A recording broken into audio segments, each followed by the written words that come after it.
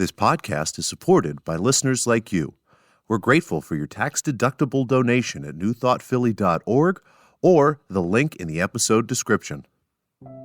A practical prayer is a prayer that works. These discussions between Reverend Bill Marcioni and Carol Lawrence dive into the details of how it works and how to work it. Reverend Bill is a New Thought minister and the author of Practical Prayer for Real Results. Your new life begins with a new thought. Carol Lawrence is on a spiritual quest, finding the New Thought teaching after decades on the pulpit in 3 different traditional denominations. I've got some questions. Together, they're exploring the philosophy and activities that come together from many of the world's religions to create the practical spirituality that is New Thought.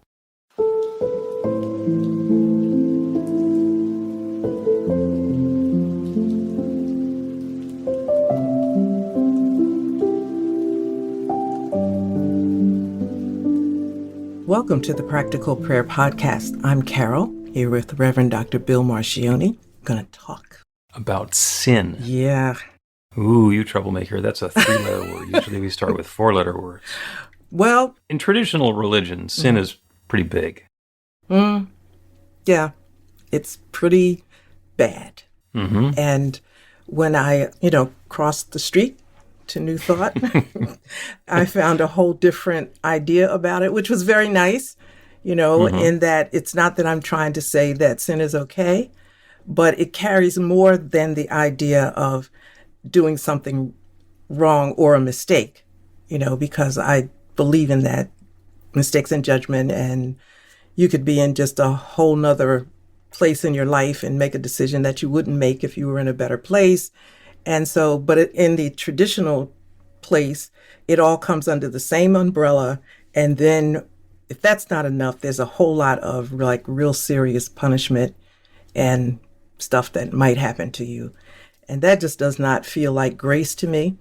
So it was easy for me to take an alternative expression to the word sin. But what is a little bit troubling, which might be overstating it, but it's a little bit troubling because it kind of, what I'm feeling is that maybe it's a generational thing, that there's not integrity, and that thread of right and wrong now is kind of blurred. And can you hear me hesitating here? Because then there's things that people think are right and wrong, and I don't think that. But there is a fine line. There is something that separates us from ridiculous. God, let's hope. So let's unpack this a little bit. So we'll get back, or we'll start off with the original notion of sin, which always was tied together with punishment. So the reason not to sin is because if you sin, you'll be punished. And the punishments were really big, and they go beyond this lifetime, and it's burning in undesirable places. And so the reason not to sin is because you'll be punished forever. And so we'll start with the notion of that. And so that would require that we have sins that are categorized by a judgmental God, and that we are facing punishments that are meted out by a punishing God. And whether we sin or not is kind of our choice. So, that's kind of the notion. The reason that we know that it's a sin and that it's a big deal and it carries a huge punishment is so that we don't do that. We choose something different.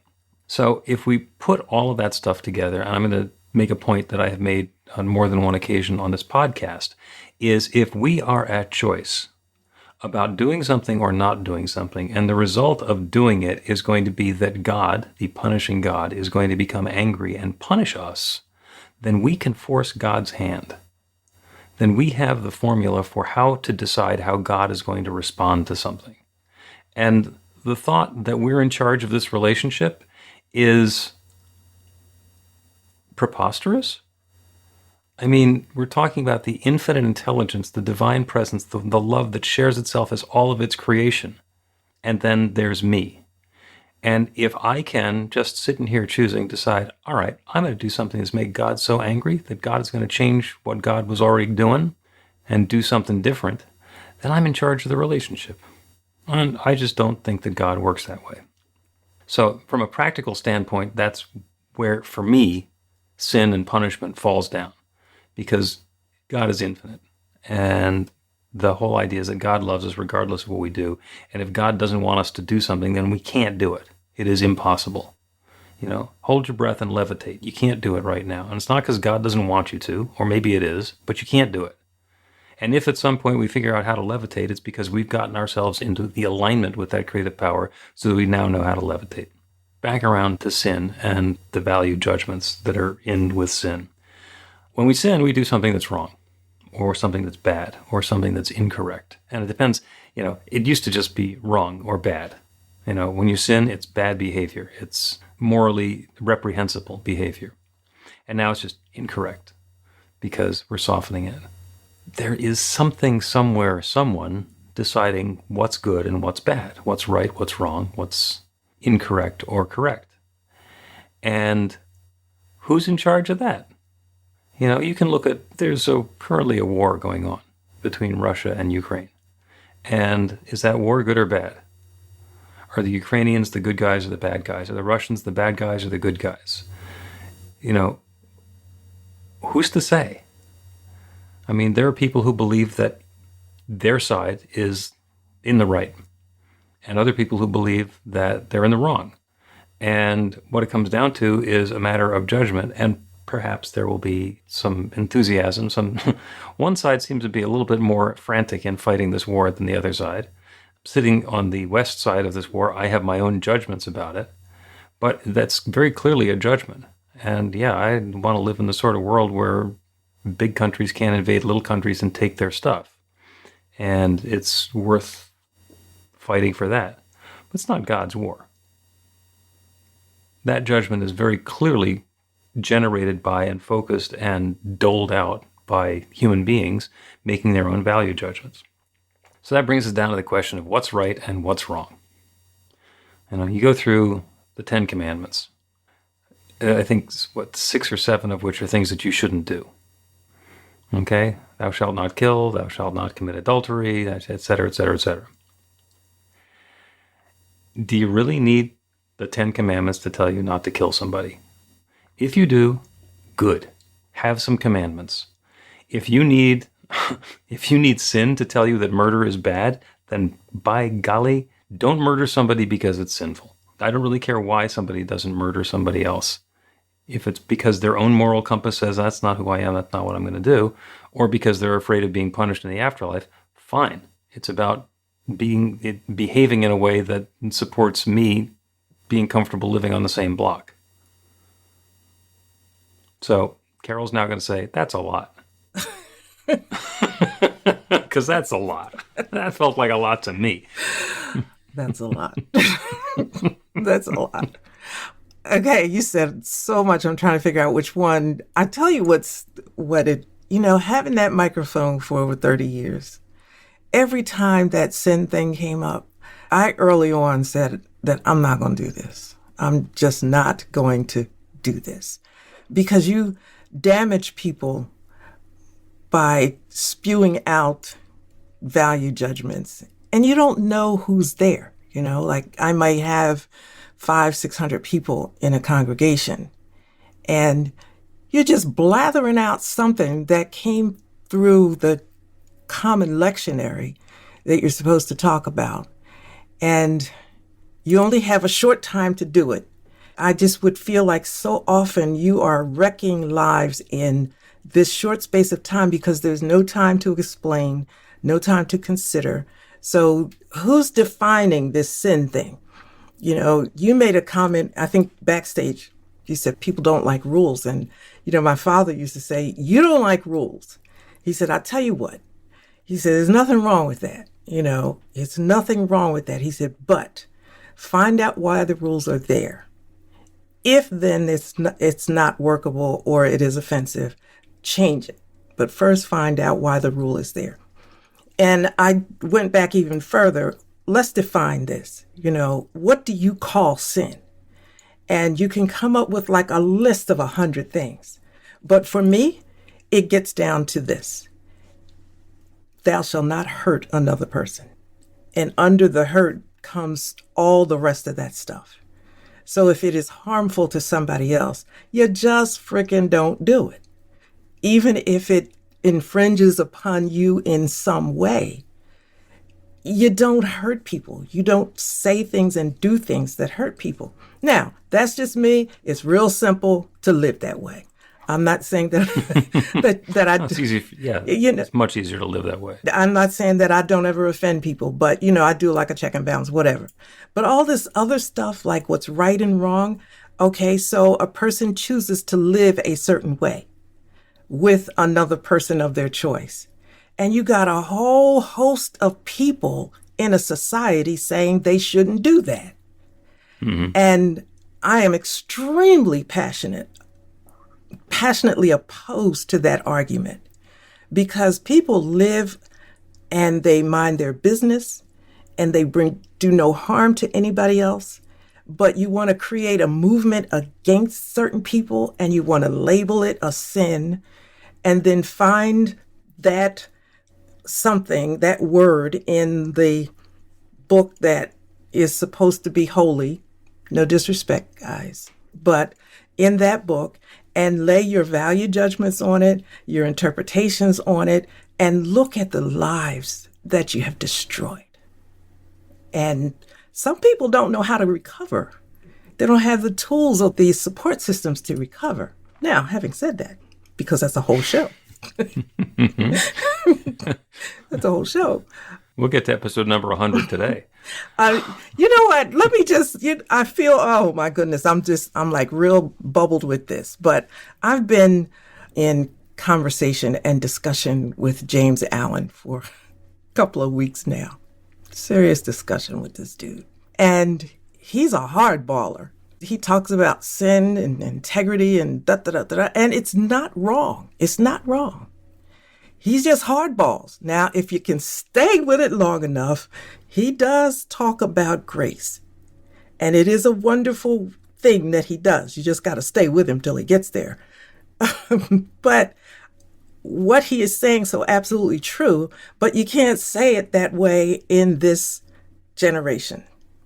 So what happens it feels like to me, the truth of what he's saying, we're scared to say it.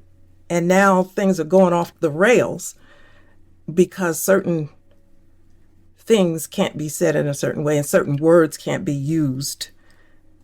Am I making sense here?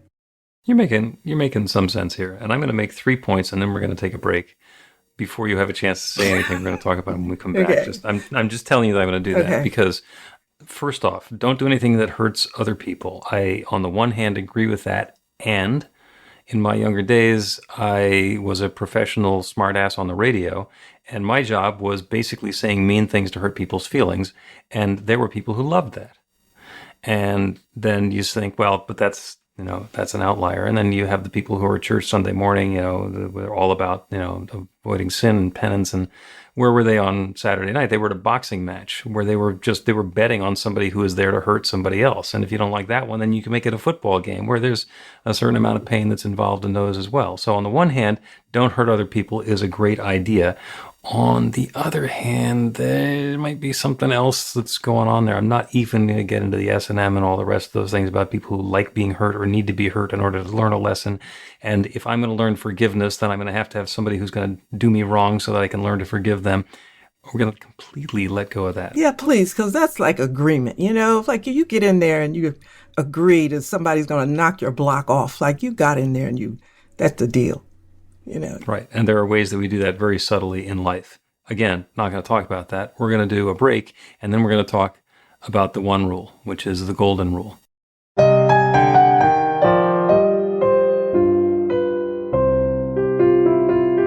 It's Reverend Bill letting you know that the Practical Prayer for Real Results class is now available on demand. That's right, you can take it at your own pace anytime you want.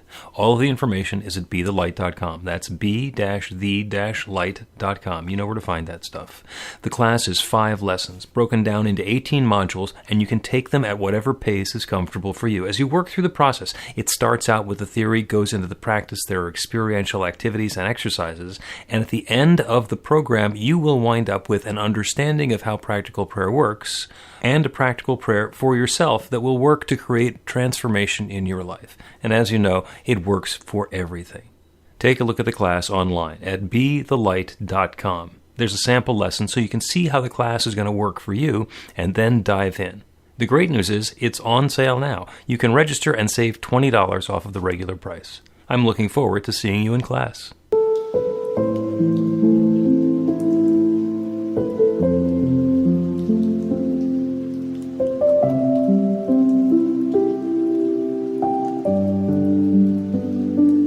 Welcome back to the Practical Prayer Podcast. I'm Carol, here with Reverend Dr. Bill Marcioni. And you said you don't like rules. Well, all right. Okay. And then I brought up the golden rule right before the break. Mm-hmm. So the golden rule is fascinating because it shows up in just about every religion one way or another, which is do unto others as you would have them do unto you. Well, that's a cool rule. That is a cool rule. And it takes the judgment out of it because the behavior and the judgment both go into the hands of the same person. So there's nobody outside of you judging you.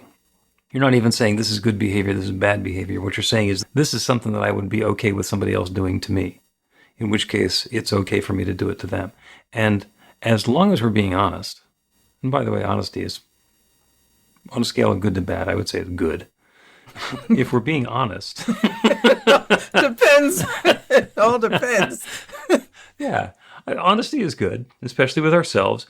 If, in fact, I'm being honest when I say this is something that I would be okay with somebody else doing to me, then I can, with pretty clear conscience, do that with someone else and not get myself into that, sin, penance, punishment kind of thing. Mm-hmm. That's an easy one, though. I'm not... Give me a commandment. Give me a commandment, we'll run it past the golden rule. Thou shalt not fill in the blank. And don't use adultery. Why? Because that's too hard. Well, no, it's because you always wonder if the infants have as much fun in infancy as adults have in adultery. Because nobody's an adulterer because it's going to be painful for them. No, there's something going on and they do that, and there's none of the circumstances going on. They're being dishonest in one relationship while being engaged in another one. That one's just complicated. All right. Pick another. Oh, covet. Okay. Covet. And then there's some stuff under that. But how about that one? Are you okay with people coveting your stuff? As long as they don't touch it. Okay. Well, then there's a little bit of a stop there. So in the coveting, and if they're looking at you as having something that they don't have and they're judging you with that, and then there's any sort of animosity that's attached to it, then you probably don't want that. You don't want any of them, really. But if you're, I don't know how to say this. If you're like any kind of decent human being, you don't need the commandments, right? Exactly. That's why the golden rule will do it. Because in the commandments, even when you take out the ones that aren't things that you shouldn't do or actually commandments, there's only 10 of them. And there's a lot of nuance in our life here on planet Earth. And you can run the golden rule past any of them and understand. If there is somebody who is in a marginalized group and we're treating them badly, and I can look at it like, okay, if I were in a marginalized group, would I like to be treated that way? And answer honestly, then we have the opportunity for some progress. If I can say, well, I'm not in a marginalized group and there's something wrong with them, and you can other the other group and, then go through all of that stuff, that's what opens the possibility of treating each other badly. And with the golden rule, it's walking a mile in their shoes, or at least be willing to walk a mile in their shoes. Yeah. Okay, so this is really I'm really struggling with this because there is right and wrong. Would you agree with that? Okay. Okay, so... No. There's stuff that I like and don't like. There's some stuff that I'm willing to take a stand against. that I vehemently disagree with. And as far as I'm concerned, it's not correct. Yeah, that's starting to get into spill over into the area of political and social and stuff like that. And I'm thinking, like, if you pull it in to who we are as a person, there are things that imply that there's a questionable character and sense of morality and integrity. And that's what I'm finding not discussed or given much attention to now. So it seems to me that people can do anything to anybody else and feel okay about it, because all of those little rights and wrong things that we don't want to say and we don't want to hold it, so we take that out of the way. And now there's like, it's just a freestyle beating each other up and beating ourselves up, even if you don't take it outside of the self. Yeah. Well, it's possible that the opposite of the golden rule is hypocrisy. With hypocrisy, we can say one thing and do something else, and take a really strong, clear stand on this is what I'm in favor of, and then I'm doing something completely different, and somebody has to call me on it, and then we get into an argument about, no, that's not hypocrisy. I wasn't doing what you say I'm doing. And it takes it into a completely different context. So on the one hand, I agree with you. We could just like point to that and say it's sin and have people stop it. That'd be great. It hasn't worked. You were talking before about as society and religious life, spiritual life has moved away from the notion of sin. It's more about self-direction and personal choice and what I refer to as a moral compass. So we think I get to choose for myself. I get to be, whatever, the snowflake or the unicorn or whatever, that's making my own decisions about what's right and what's wrong. And I'm not going to be convinced by somebody outside of me that this is wrong and therefore it's a sin and therefore my soul is doomed for, multiple generations or however long it's going to be, depending on what your spiritual view is. I'm not letting somebody else decide. And somewhere in there, if we're being honest with ourselves, there's a golden rule. And if we can get down to that one and be honest about the way that we would want to be treated and the way that we're treating other people, then we can let that one be the moral compass for everything, because it's internally guided. Absolutely, internally guided. And while you were talking, it came to me that it's about the self that I'm talking about as well, because you can do things that violate yourself, right? I don't like rules. I appreciate them. Sometimes I'm backed in a corner by them. Okay, I'm handling that, like I'm old enough to handle that. But you can make your own rules. That's fine. But sometimes the choices you make spill over into somebody else. Like we don't live in this world alone. So you make a rule and you're going to live this way and this is how I want to live. But then if that infringes upon someone else, then I think you have to pull back and say, listen, we don't just do freestyling here. We have to think about the other person in our freedom to do whatever we want. That's fine. But how does that infringe upon the freedom or comfort or whatever of the other person? And it always does, I think. Everything we do and think, affects somebody else. That has to do with being in a society and being what we loosely call civilized. It's about deciding that not everybody's going to have to do the same thing with their life. They're not going to grow some food and hunt some animals and build some houses and do all the rest of that stuff. But we're going to work out a structure where we can share the load, and somebody can work at the supermarket and somebody can farm the potatoes, and I get to be a minister, and we're going to divvy it up and we're going to support each other and share what we have and be cooperative. And it is that agreement to be cooperative that gets us into the rules. And some of the rules are laws and they're written down, and some of the laws are good and some of the laws are bad. And that's exactly what you were talking about. If there's a law that's unjust, don't just break it, fight it, protest it, object to it, and get a new law that more accurately and clearly reflects who we are. Don Miguel Ruiz talks about the 4 agreements, so where we constantly make agreements with ourselves and with other people, and then we get to live by those agreements. And some of them are agreements that we understand, like big octagonal red sign means stop. Do not drive through this intersection without checking, because there might be somebody coming in the other direction and it will be unhealthy, uncomfortable, or life-altering to do that. So we have that agreement. And if you have one person who decides that rule doesn't apply to me, then they're not only endangering themselves, they're endangering everybody. So suddenly the right, wrong, good, bad, moral compass, golden rule, all ties together. Because we have those agreements in place for a reason. And we have either implicitly or explicitly committed to sticking by them. And when somebody doesn't, that's when that's when the game gets interesting. So many examples came to my mind when you said that. But, then you get to tell the person you violated the agreement. Sometimes I think, like, why do I have to tell you this?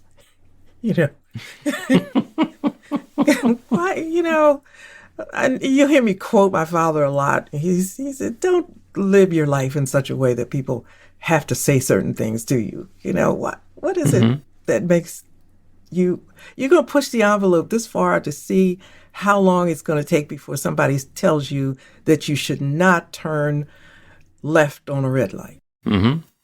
Yep. Some things go without saying, and if you make somebody say them, then they didn't go without saying. Then you need to be reprimanded.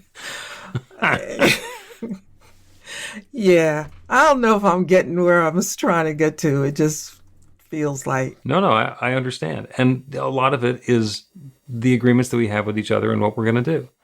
And there's so much nuance and so much subtlety. I was having a conversation about a prayer client a week ago. The stop sign means stop. And if there's no stop sign, it means that it's safe to go. But what happens if the stop sign got knocked over? So it should be a stop sign, but it's not. So the communication has been a barrier. It's still dangerous to go through that intersection. So that's where we get to use our judgment and our discernment. And it goes past right or wrong, good or bad, correct or incorrect. It goes to what is going to be life-affirming and uplifting.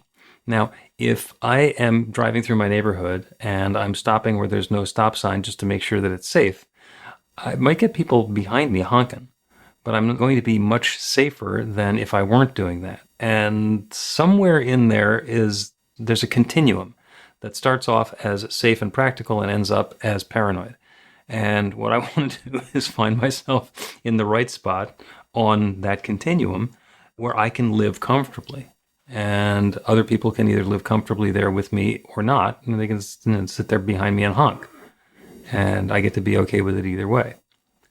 Same thing, golden rule. If they're comfortable driving through the intersection that I'm not comfortable driving through, then maybe they should be ahead of me. Should. They should. They even should. Yeah. They'd prefer to be ahead of me. Yes. And I'd prefer to have them ahead of me rather than behind me honking. Exactly. So, about this sin business. Yeah, I was hoping we were going to get back to that. No, you weren't. I was, because I promised actually to get back to the archaic definition of sin. Okay, so an example that I shared with you. Long ago, I said something to a young lady about being a lady. And I said that in my generation, that was the gold standard, whatever you did in life. Whether you worked at a dog pound or you were a physician, you have to be a lady doing it. And her response to me was, I ain't no effing lady. I didn't know what to do, because the reason that I said it was to help avoid certain pitfalls that one might define as sin, and it was screwing up everybody around you. Mm-hmm. So in that regard, the word sin is harsh, but it needs not be done away with entirely. I agree. I do like changing the meaning or the connotation of sin, because sin right now is something that you do which is, quote, bad, that God has decided is bad, and that you're going to get punished for doing. Okay, so you got to connect the God and the bad, though. That's what you're saying. Yeah. Okay. Yeah. I mean, with the sin, the way that traditional religion uses it is it's all tied together with, it's all sin and punishment. And God is the one who supposedly decided and then hid the meaning of what's sinful somewhere in Scripture or in the sock drawer that you get to find. And it's also going to mete out the punishment. The original meaning of the word sin, it's an archery term. It means to miss the mark. So you aim for the target and you hit somewhere other than dead center in the target. So you're aiming for a bullseye and you get like 2 or 3 rings out. That's a sin. And, when I did archery when I was in camp as a kid, I was so sinful I often missed the target entirely and was sometimes in danger of shooting the arrow over the hill behind the target. So according to the original definition, that was sinful. And when we take aim and do our best and miss the mark, the punishment is that we have missed the mark. Mm-hmm. And our penance is that we get to try again and see if we can do better. And if we take all the stories of sin into that, setting aside the ones if the sin is murdering somebody, then let me try again. I mean, we may not get another chance. But the idea is, if we're having those thoughts, if we're doing things that are hurtful to other people, if we are violating our own golden rule and doing things to other people that we wouldn't like having done to us, that's the sin. And we get to take the input from having done that, perhaps introspection, looking at what we've done, having a notion or a thought or a feeling about it, and then choosing something different. I remember a sermon where I said, sin is its own punishment. And it didn't go over very well. And I'll use that term. So just so you know, whenever I use that term that it didn't go over very well, it means that it had repercussions after the benediction. And and I've been in denominations where, it's independent and the thing stays in-house and you just battle it out in-house. And then I've been in denominations where they have Episcopal government and you get reported and then you got to go before the whatever and explain yourself and all that kind of business. I've been through it all. So saying things like that has put me in odd positions. But it doesn't. Say it for me again. Sin carries its own punishment? Yes, it does. It carries its own, because when you violate whatever it is, to me, it's against yourself first. And it's not to say that it's not against somebody else. I don't mean that. But it is against yourself. And that's what you need to think about first. Like, do you really want to be this kind of jerk that does? Because this is really, I'm saying it nicely and, because I don't want to turn anybody off. But do you really want to be this kind of jerk that does this? Do you really want this reputation? Even if nobody knows, do you want that on your mind, your conscience? And that's enough, to regulate your behavior. Sometimes there are things that I have recently, thought about and said, wait a minute, I got to get this corrected because I don't want this at the level of spirituality that I'm trying to get to. Either I'm not going to get there or I'm not carrying this BS with me. Fix that attitude. Now, the attitude, I can tell you, probably be classified as a sin. But based on what I want for myself, I'll correct. That's what I mean, that sin it carries its own punishment. It carries its own judgment, so to speak. Regulation. It has a regulatory factor in it. I believe in that. Yeah. I really believe in that. Forget hell and the place that nobody knows where it is and nobody's been there and come back, and I forget all that. I have to live with me every day of my life. And that... Or let's try something fun.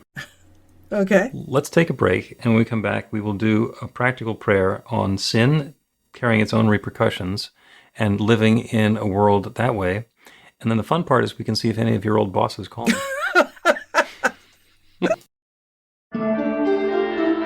Get inspiration in an instant.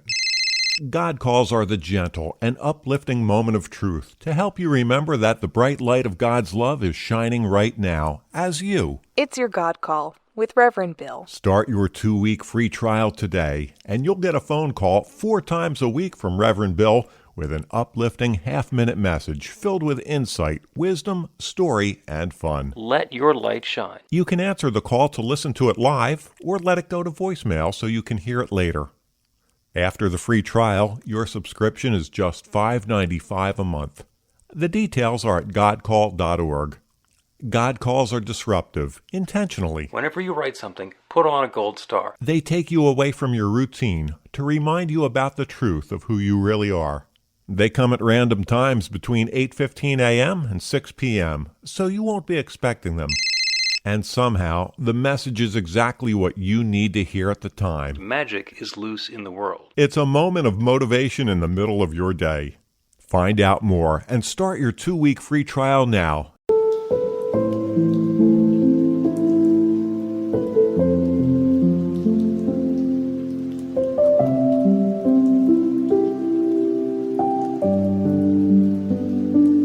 Welcome back to the Practical Prayer Podcast. I'm Carol Lawrence here with Reverend Dr. Bill Marcioni. And it was entertaining to get you to laugh going into the break there. The thought of your old bosses calling me on the clip. Don't be calling me for anything, anybody. Don't do it. Carol is only the instigator in this, and I am the one who is I'm the troublemaker. I'm perfectly willing to be the troublemaker. You know what? There's some that'll say, yeah, but we know her. She said stuff. Now she's got somebody else saying it. Yeah, she's been saying stuff for a long time. Yeah. Okay. And so and that's the prayer. The prayer today is about sin and punishment and the fact that the sin carries its own repercussions. The sin itself, in the judgment of the person sinning, carries its own repercussions, and that is the golden rule. When I am doing something that I understand is not something that I would like to be done to me, the repercussion is knowing that I am out of integrity with the person who I want to be. Do I want to be that guy? Do I want to be that person who's treating other people this way, even though, if the tables were turned, I would be able to very clearly say, this is not a way to treat people. So that's the prayer. The prayer is turning away from the sin and the punishment and the external force and opening ourselves to the awareness of the truth of the love that's everywhere, and to be in that place of harmony and alignment where what I'm doing and what I want to be doing, where what I'm doing and what I would want to have done to me are in alignment, are in harmony and in balance. And it's when we're fighting against those and we're trying to choose, well, I want it to be this way for me, but it's okay for it to be that way for somebody else. I'm going to pay for the things that I want to pay for, and other people are going to pay for the stuff that I tell them to pay for, and I'm the one who gets to decide. That is where the imbalance and the discomfort comes from. The golden rule is all about being willing to be on either side of a negotiation. If we negotiate ourselves to the point of a deal, and both sides feel like they're winning, that's a win. When we get ourselves to a point in negotiation or in relationship or in anything in life where there's a winner and a loser, and we don't want to have what we consider to be the losing side, then we're living in imbalance. So harmony and balance and the golden rule are the opposite of sin and punishment. We turn our attention to that infinite creative power, that divine love, that one that shares itself as and for and through and in all of its creation. Everything is that divine presence expressed in its own way. Everything is that God love taking its own particular form. That includes me. It includes each one within the sound of my voice. Each one a focal point, a completely self-contained, portable expression of God's infinite love. The mechanism is already in place for understanding that next perfect behavior. What is righteous behavior? What is sinful behavior? We can see it easily simply by turning the tables on ourselves. Is this activity that I am embarked upon or considering the sort of thing that I would like to have somebody embark upon towards me? Is this the sort of situation that I would like to have thrust upon me? Am I okay being on either side of this relationship or negotiation? And because each of us is that divine presence, and so is everyone we're encountering. It is all God's divine love. We can open ourselves up to that guidance. That infinite intelligence that knows everything knows when we're in alignment, when we're in harmony, when we are speaking our truth, when we're allowing our light to shine. And it reinforces those next steps. With feelings of joy, of anticipation, of excitement, we are guided to take those next perfect steps.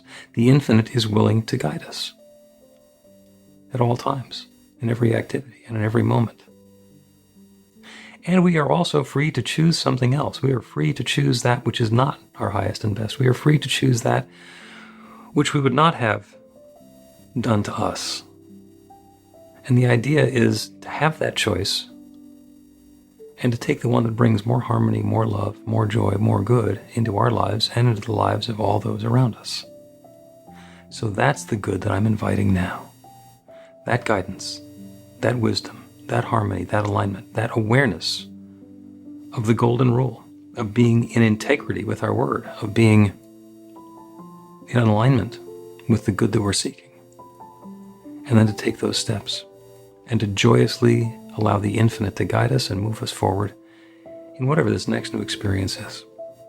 I'm grateful for the good that's unfolding. I'm grateful for the willingness of each one here to take these next steps. I'm grateful for the good that's already coming about. And so with a deep feeling of thanks, I speak this word and I release it into that creative law, the one that creates everything, that has created everything. And I know without any question, it is now creating this. And so I let it be. And so it is.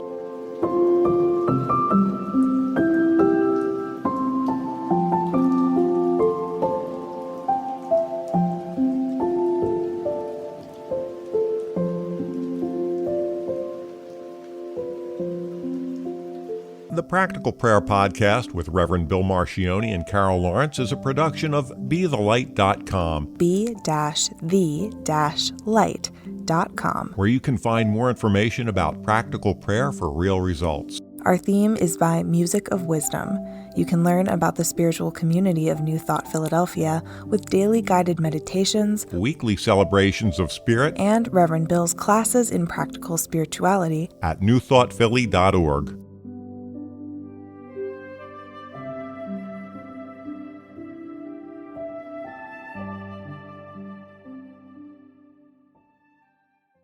This podcast is supported by listeners like you. We're grateful for your tax-deductible donation at newthoughtphilly.org or the link in the episode description.